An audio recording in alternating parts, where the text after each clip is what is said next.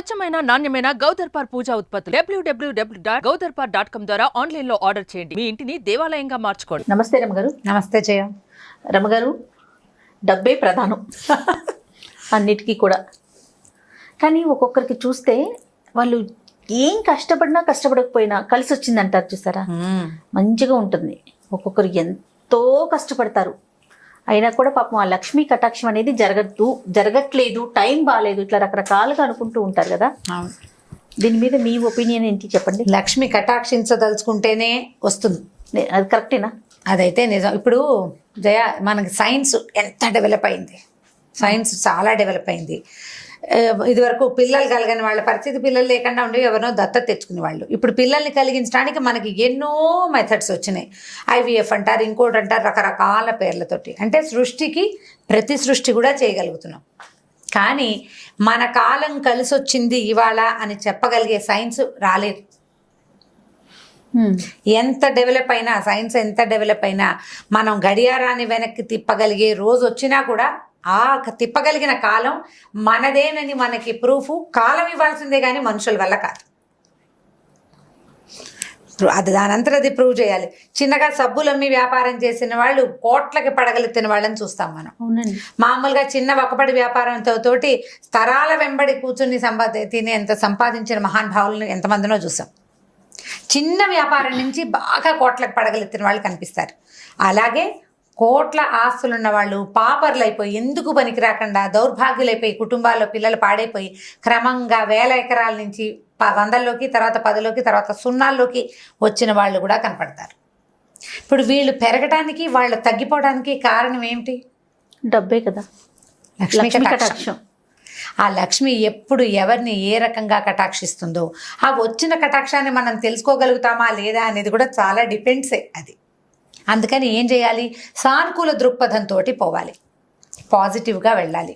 కోట్లు వచ్చేయాలని కోరుకోవద్దు. ఎంత ట్రై చేసినా నాకేమి రాదేమో అని దిగులు చెందద్దు. మన పని చేసుకో, మన పని మనం చేసుకుంటూ పోవాలి. పోతే ఎప్పటికో ఒకప్పటికి మన కాలం కలిసి రావచ్చు. అయితే లక్ష్మీ కటాక్ష కథలు బోల్డ్ అని ఉన్నాయి, మంచి మంచి సినిమాలు కూడా ఉన్నాయి జయ లక్ష్మీ కటాక్షం మీద.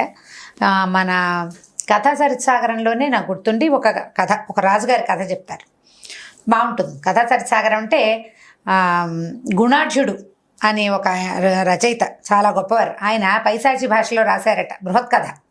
పైశాచి భాష అంటే మామూలు భాష కాదులేండి. సంస్కృతంలో ప్రాకృతం అని, పైశాచి అని ఉన్నాయి, రకరకాల భాషలు. పాతకాలం మనకి మీకు అర్థమయ్యేది కాదు, నేను మీకు చెప్పగలిగేది కాదు. గుణాఢ్యుడి బృహత్ కథని సోమదేవ సూరి అని ఆయన సంస్కృతంలో కరించారు, దాన్ని సాంస్క్రిట్లోకి చేశారు. మనకి తెలుగులో వేదం వెంకటరాయ శాస్త్రి గారిని మహామహోపాధ్యాయ ఒక గురుగారు ఉన్నారు, వారు కథా సరిసాగరం పేరుతోటి దాన్ని అనువదించారు. ఇంకా చాలా అనువాదాలున్నాయి. నేను ఈ అనువాదాన్ని తరచుగా ఫాలో అవుతా. ఇదివరకు మనం చెప్పిన ఒక కథ మీద ఒక వ్యూవర్ కామెంట్ చేశారు, ఇవన్నీ పిచ్చి పిచ్చి కథలు, బృహత్ కథలో ఇవి లేవని. బృహత్ కథలో రకరకాల కథలు ఉన్నాయి. పవిత్రమైన, అత్యద్భుతంగా మనం భావించే కథలతో పాటు ఇదేమిటి ఇలా జరుగుతుందా అని ఊహించే విచిత్రమైన కథలు కూడా ఉంటాయి. బృహత్ కథలు, కాశీ మజిలీ కథలు మన కాలం నాటివి కాదు.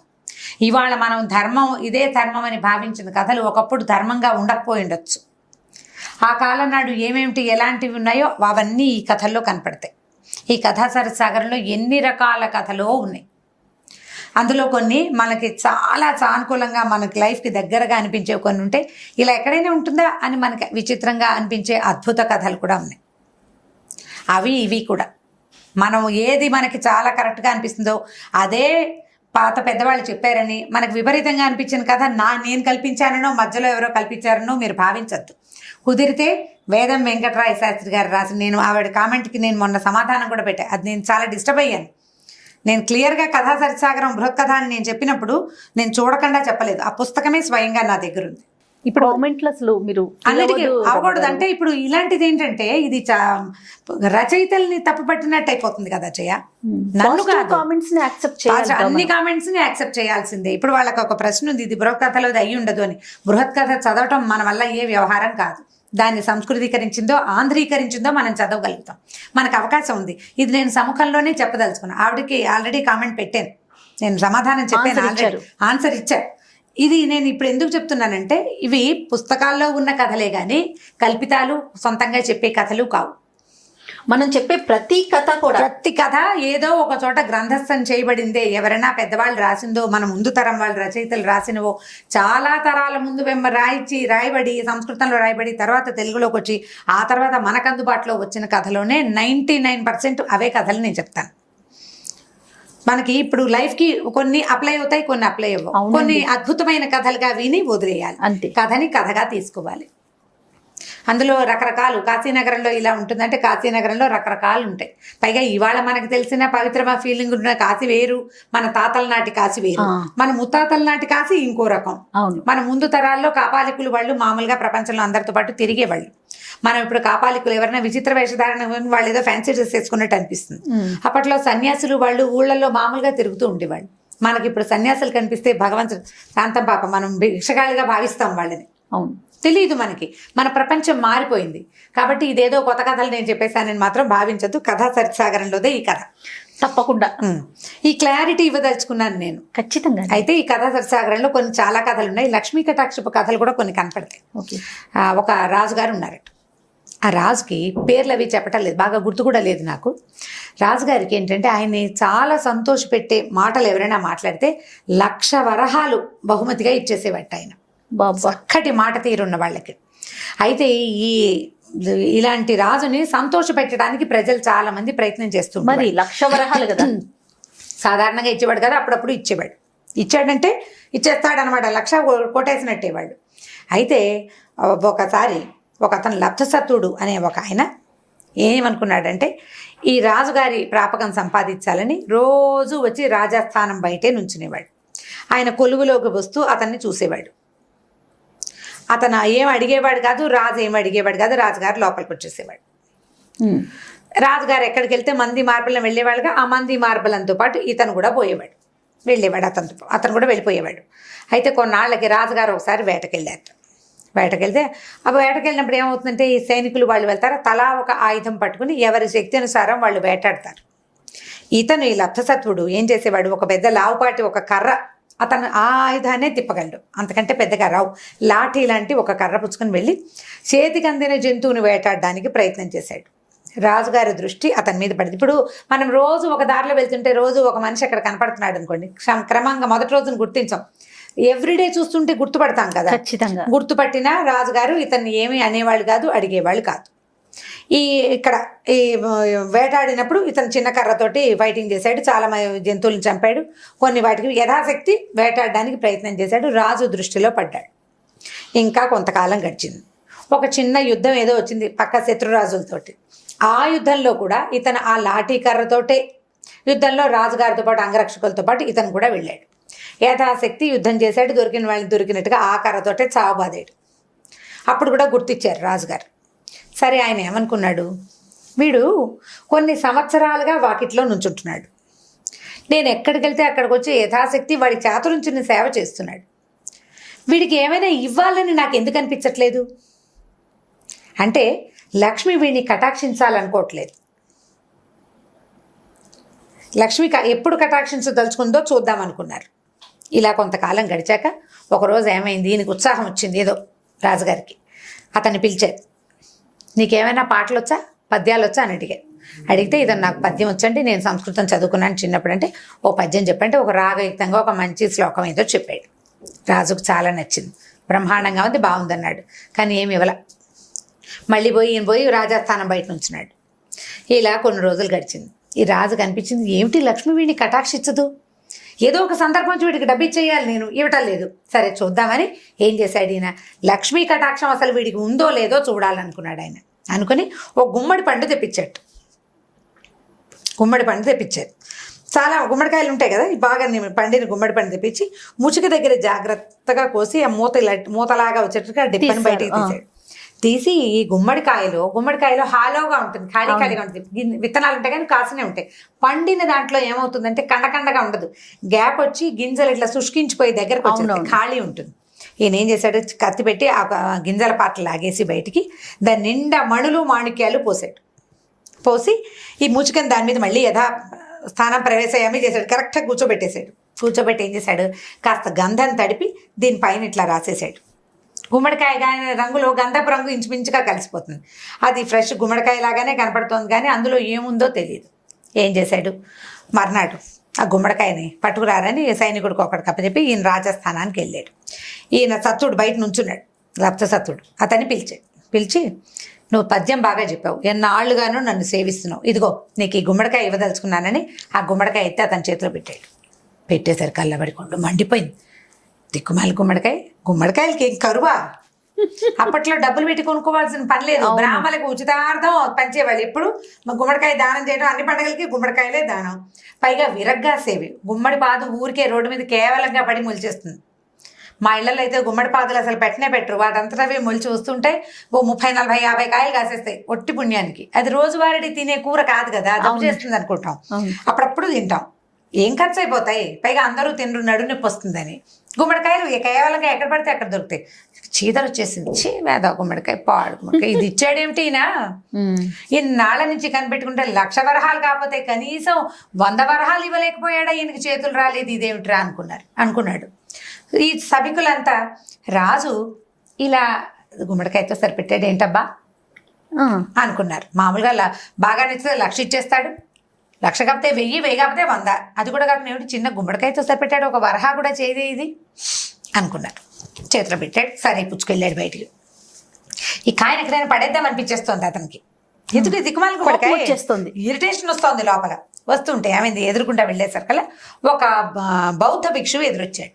ఆ బౌద్ధ భిక్షువు ఎవరంటే రాజుని దర్శించడానికి వస్తుంటే ఆయన ఒట్టి చేతులతో వస్తున్నాడు. ఈ చేతిలో ఉన్న గుమ్మడికాయని చూసి, పోయి గుమ్మడికాయని ఇవ్వగలవా, నాకు కావాలంటే ఈ దుప్పటి నీకు ఇస్తానని చెప్పాడు. ఆయన భుజం మీద ఒక దుప్పటి ఉంది, పల్సటిదే కానీ దుప్పటి ఉంది. ఈయన ఏమనుకున్నాడు, ఈ బూడిద గుమ్మడికాయ పట్టి, ఈ గుమ్మడికాయ బూడిది కాదులే పాపం, తెల్ల గుమ్మడికాయ, ఏమన్నా పచ్చ గుమ్మడే, ఇది వండుకుని ఒక పూట కూర, దుప్పటి కొనాలంటే 3-4 పూటల కూరలు పెడితే కానీ దుప్పటి రాదని ఈ గుమ్మడి పండు ఎత్తి ఆయన చేతిలో పెట్టి ఈ దుప్పటి తీసుకున్నాడు. దుప్పటి పుచ్చుకుని వెళ్ళిపోయాడు. మన బౌద్ధ భిక్షువు ఈ పండు పుచ్చుకుని రాజస్థానం లోపలికి వెళ్ళాడు. ఈ పండు ఎక్కడిది నీకు అని అడిగాడు రాజుగారు. ఇప్పుడే సత్తుడు ఇచ్చాడు, లబ్ధసత్తుడు ఇచ్చాడు అని చెప్పాడు. లబ్ధసత్తుడు కదా అతని పేరు. చేసరికల్ అయ్యో వీడికి కటాక్షం కలగలేదు, లక్ష్మీ కటాక్షం, చేతిలో మణిమాణిక్యాలు పెట్టినా ఇచ్చేశాడే. సరే రాజుగారి చేతిలో పెట్టాడు ఈ బౌద్ధ భిక్షువు. ఈయన గుమ్మడి పండు తీసి పక్కన పెట్టుకున్నాడు. దీన్ని గుర్తుగా పెట్టండి రా అని చెప్పాడు. సరే మర్నాడు ఒకరోజు గడిపోయింది. నెక్స్ట్ డే మళ్ళీ రాజుగారు అదే గుమ్మడి పండుని పుచ్చుకొచ్చాడు. వాకిట్లో నుంచున్నాడు లబ్ధసత్వుడు. అతను చూడగానే ఏమోయ్ రా, నీకు గుమ్మడి పండు ఇవ్వాలనుకుంటున్నాను అని మళ్ళీ ఆ గుమ్మడి పండు ఎత్తి లోపల చేతులు పెట్టాడు. ఫుల్ పండిపోతుంది దానికి, ఏం చేయాలో తెలియటం లేదు. సరే ఏం చేశాడు, అది పుచ్చుకొని బయటికి రాజు ఇచ్చాడు, తీసుకోవాలి. మరి ఇప్పుడు ఇచ్చినప్పుడు తప్పదు కదా, ఇచ్చినప్పుడు తప్పదు. ఏది బయటకు వస్తుండేసరి కదా ఏమనుకున్నాడు, నిన్నట్లాగానే దీన్ని ఎవరికైనా మారకం వేసేయాలనుకున్నాడు. ఒక రత్నశ్రేష్ఠి అని ఒక శ్రేష్ఠి ఎదురుపడ్డాడు. రాజుగారికి గుమ్మడికాయ కూర పులుసు అంటే ఇష్టం, ఆయన ఇష్టంగా తింటాడు. పచ్చగా నవనవలాడుతుంది, బాగుంది పండు, బ్రాహ్మడికి ఎక్కడో దానం దొరుకుంటుంది అని చెప్పి ఆయన ఏమన్నాడు, ఏమయ్యా ఇది నాకు ఇస్తావా అని అడిగాడు. అడిగేసరికల్లా ఆ ఇస్తాను ఏదో ఒకటి ఇచ్చి తీసుకోండి అన్నాడు. ఈయన ఏం చేశాడు, ఒక చక్కటి పట్టు ఉత్తరీయాన్ని ఇచ్చాడు. ఉత్తరీయం అంటే పైన వేసుకుని పైపంచని చేతిలో పెట్టి ఆ గుమ్మడి పండు తీసుకున్నాడు. ఆ గుమ్మడి పండు పుచ్చుకొని రాజుగారి దగ్గరికి వెళ్ళాడు శ్రేష్ఠి. వెళ్ళేసరికల్లా ఈయనకు అర్థమైపోయింది, ఇది నువ్వు సత్తుడి దగ్గర తీసుకున్నావు కదా అన్నాడు. అవునన్నాడు ఆయన. మళ్ళీ గుమ్మడి పండు తీసి పక్కన పెట్టుకున్నాడు. వీడికి లక్ష్మీ కటాక్షం వచ్చేలాగా లేదు, సరే 3వ ప్రయత్నం చేద్దాం అని అనుకుని 3వ రోజున ఏం చేశాడు, మళ్ళీ గుమ్మడి పండు పట్టుకొచ్చాడు. 3వ ఇచ్చేసరికల్లా సభికులందరూ ఆశ్చర్యపోయారు, ఏమిటి రాజుగారు రోజు ఒక 10 గుమ్మడి పండు ఇచ్చే బదులు 3 బదులు 30 వరహాలు ఇచ్చినా బతికి బాగుపడిపోయేవాడే బ్రాహ్మడు, ఇలా గుమ్మడి పళ్ళు ఇస్తున్నాడు. ఎవరికి నచ్చలా రాజు చేస్తున్న పని. అసలు బాగా మాట్లాడితే చాలా 1,00,000 ఇచ్చేస్తాడు తేరగా, అలాంటిది పాపం ఇంత సేవ చేసాను బడికి ఏమీ ఇవ్వట్లేదు, ఇదేంట్రా అనిపించింది. సరే పండు చేతిలో పెట్టేసరికల్లా వీడికి ఆయనకి విసిరేసేద్దాం, ఎమ్మేసేద్దాం, చాలా రకరకాల భావాలు కలుగుతున్నాయి లోపల. నడుచుకుంటూ పోయాడు. ఏమైందంటే ఒక రాజనర్తకి కనపడింది. ఆవిడేమనుకుందంటే ఆ రోజు రాజుగారు వాళ్ళ ఇంటికి సాయంకాలం నాట్యం చూడడానికి వస్తాడు, అందుకని ఆయన ఆహ్వానించడానికి వస్తుంది ఆవిడ మేళంతో సహా. గుమ్మడి పండును చూసి అబ్బా చక్కగా ఉంది, రాజుగారికి ఉట్టి చేతులతోటి ఆహ్వానం ఎందుకు, ఆయన ఎలాగో కూర పులుసు ఇష్టంగా తింటాడు అని చెప్పేసి, మా అయ్యా ఇగో ఈ గాజు ఒకటి తీసుకోండి అని చేతి నుంచి ఒక బంగారు గాజు మురుగు ఒలిచి అతని చేతిలో పెట్టింది. బ్రాహ్మడు కదా, మురుగిచ్చి ఆ కాయ తీసుకుంది. ఆ కాయ పట్టుకుని రాజుగారి దగ్గరికి వచ్చింది. వచ్చేసరికల్లా ఆయనకు దూరం నుంచి అర్థమైపోయింది తనిచ్చిన పండే వెనక్కి వచ్చేస్తుందని.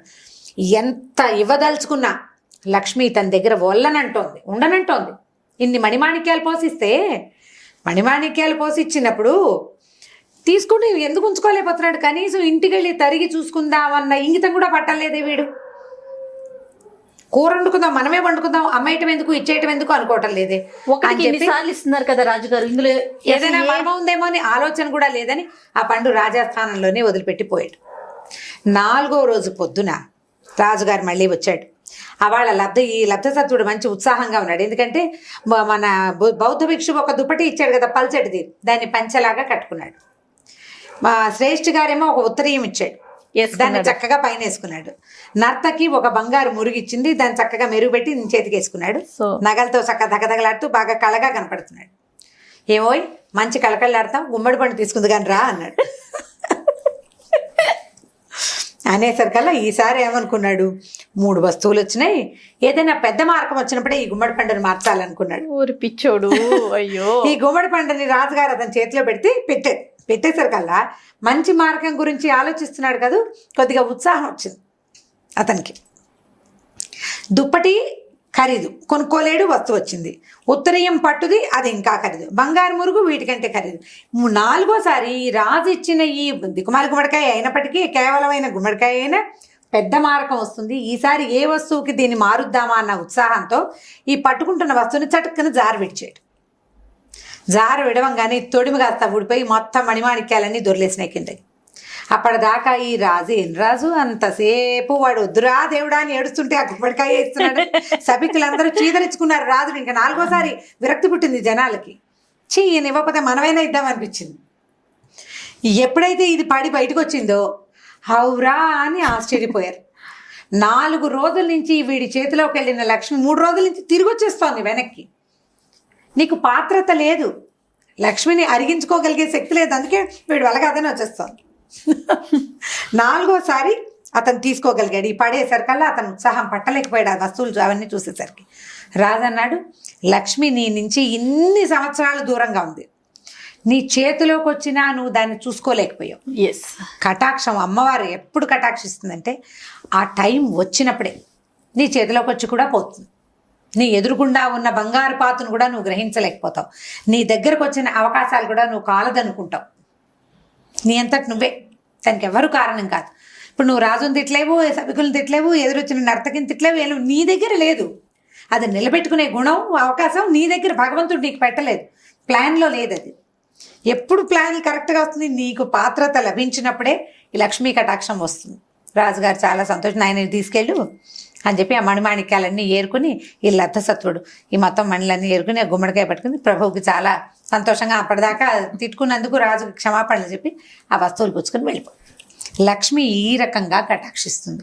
అలాగని పని చేయటం మానేయకూడదు. ఇప్పుడు లబ్ధసత్వుడు చూడండి, మొదటి రోజున గుమ్మడికాయ తెచ్చి దిక్మాల రాజు నేను మానేలా మళ్ళీ వచ్చాడు. 2వ రోజు తీసుకున్నాడు, మళ్ళీ వచ్చాడు. 3వ రోజు మళ్ళీ వచ్చాడు. 4వ రోజు కూడా మళ్ళీ రావటం వల్లే అతన్ని కటాక్షించింది. కాబట్టి ఎప్పుడు మన వంతు ప్రయత్నం మనం చేయాలి, చేస్తేనే మనకి సక్సెస్ మన దగ్గరకు వస్తుంది. లక్ష్మి అంటే డబ్బే కాదు, all the time success, development, flourishing మనం జీవితంలో ముందుకెళ్తాం.